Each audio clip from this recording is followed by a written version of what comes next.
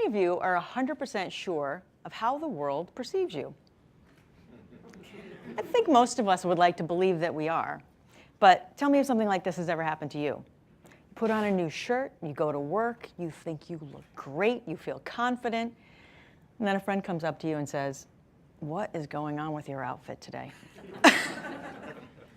Well, it's not just people that this happens to. Most companies think that they know how the world sees them too. But it is a whole new climate out there. Let me give you an example. Let's say that you're applying for a job. You go to the company's website, and it shows this beautiful, scenic campus with a 2-story gym, gourmet food in the cafe. Bring your dog to work on Fridays, walk in our meditation garden at lunch. I mean, the video makes it seem like the most wonderful place on earth to work. But before you apply, you're going to look like all job seekers at Glassdoor and Indeed and see what it's like from the employee's perspective. And what you see there instead is a pile of reviews that says the exact opposite. Management treats employees like slaves. Chronic peddling of fear. Leaders are great at delivering inspirational speeches, but terrible at delivering on them. Not as advertised, a revolving door of people. Now do you want to apply there? Of course not, because you have options. We're in uncharted territory with record low unemployment, which means low levels of ideal talent, high customer growth, increasing employee expectations. Oh, and your internal company struggles are on full display, like dirty laundry, thanks to employer review sites. And this is putting companies at risk of losing top talent and not being able to find the right employees to be future ready. The fact is, the old methods of recruiting and retention no longer work. And the solution is not what you think it is. Hi, I'm Denise Graziano, author of the best-selling book, Talent is a Team Sport. I'm an expert in organizational communication and change. And I'm here today to help reframe your thinking about a very real problem and about future-proofing your company as we head into this new talent era. You know, gone are the days of that perfect circle candidate, filling the circle hole, giving everyone an ideal fit. Today for companies, it's like you're putting together a jigsaw puzzle, but the box top's been thrown away, there aren't any edge pieces, and you're putting it together on a moving platform. I even heard a stat that says 85% of the jobs projected for the year 2030 haven't been invented. How do you plan for an employee base for jobs that don't exist? You can't. And it'll be too late to wait until those highly skilled jobs are necessary to recruit then. So you have to recruit well now and invest in people who believe in your vision and want to learn, grow, and adapt with your company. But this is not a human resources issue. Talent challenges today require a strategic 360-degree approach. The transactional aspects of managing human capital are monstrous today, with traditional payroll, all the different types of benefits, wellness, Me Too claims, and other issues.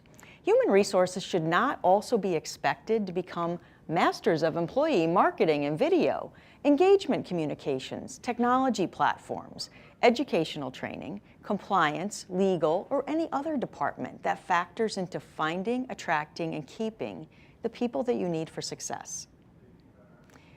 So you have a choice. You can either address this or ignore it. And the impulse to this point has typically been to delegate anything people-related off to human resources. But we just said in today's workplace climate, it requires a different type of solution. And the only way to successfully navigate this is with an all-hands-on-deck approach, which means all of the talented leaders who already know your company so well, working together, collaborating with HR leading the way. I recommend a collaboration core of your CFO, CEO, CHRO, and your Chief Communications Officer. Because the success or failure of any initiative hinges on clear, consistent communication. And then, as it makes sense for your company, bring in the talented leaders that make sense to surround this problem and create your best talent solutions. Work together, collaborate to recruit, train, and retain with the same creativity and proactive methods that you use to gain customers. And as you do that, I want you to remember that there are 4 R's that you should look at with a new perspective in today's workplace climate to be successful. Write these down. Number 1 is recruiting. 2, reviews. 3, response. And 4, retention. So number 1 of the 4 R's that you should look at with a new perspective in today's workplace climate is recruiting. How have you modernized your recruiting methods? Let me explain why this is so important. My colleague Peter had this dream candidate in mind to head up his sales team. The timing was finally right. He made an offer. There was a counteroffer. The deal was teed up and ready to close, but then it got stalled in accounting. And a competitor swooped in and picked this guy up. And with a hire of this caliber, there's no way of even measuring the amount of revenue lost to a competitor because of sluggish, outdated recruiting methods. Today, there must be a flow and an immediacy to recruiting and hiring for all levels of your team. Let me tell you why.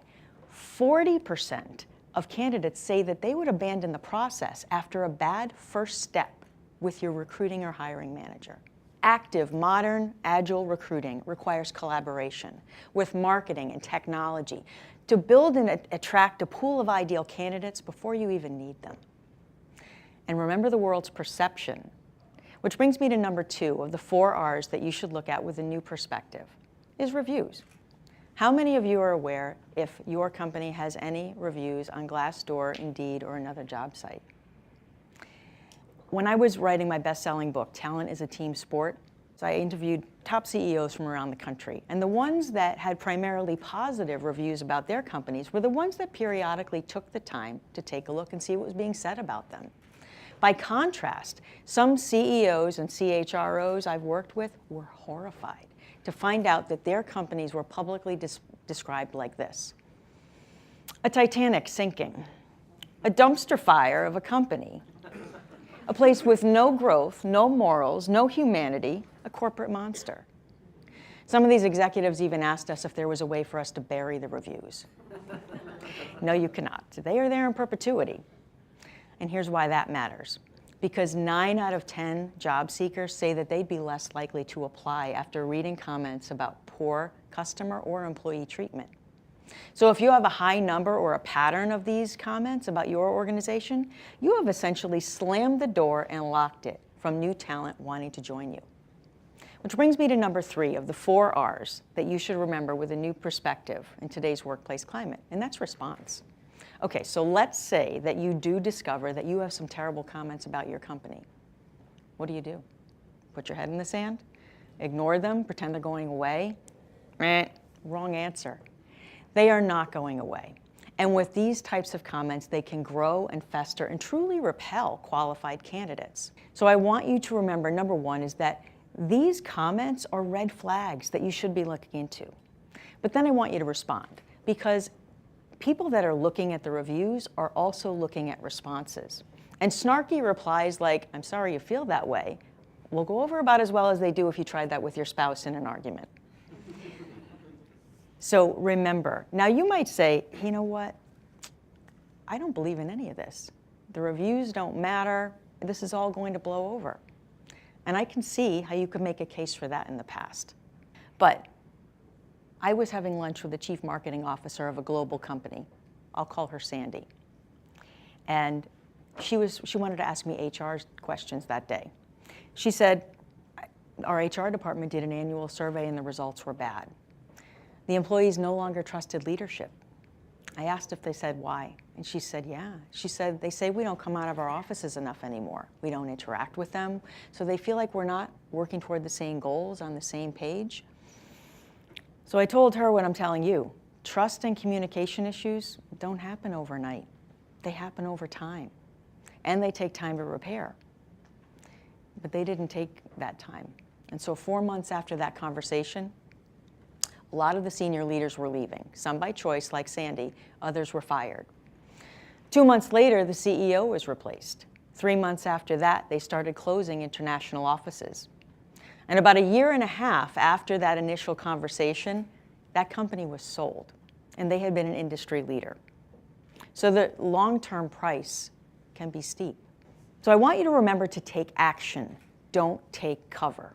The worst thing you can do with your own internal survey is nothing, as we just heard. And with public comments, they can drive good people away and disrupt your organizational readiness. Number 4 of the 4 R's that you should look at with a new perspective in today's workplace climate is retention. Hiring top talent is challenging and costly. So once you have these people, retaining them is essential.